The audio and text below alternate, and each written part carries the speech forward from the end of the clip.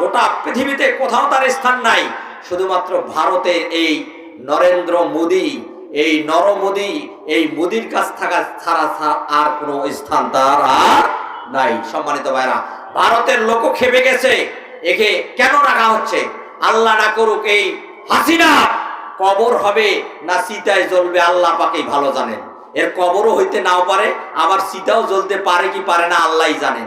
কারণ সম্মানিত ভাইরা, যেহেতু ফেরাউনের নাশের যে অবস্থা হয়েছিল, হাসিনাও একটা হতে পারে এরকম অবস্থার সৃষ্টি হতে পারে। জোরে বলেন ঠিক না বেঠিক? ও আমার ভাইয়েরা, আল্লামা দিলওয়ার হোসেন সাঈদী যে কথাগুলি বলেছেন, আজকে সব একেবারে হুবহু সেই কথাগুলির বাস্তবায়ন হচ্ছে। জোরে বলেন ঠিক না বেঠিক? আজকে কোথাও ঠাঁই নাই, এদুরের গর্ত তারা খুঁজে পাচ্ছে না।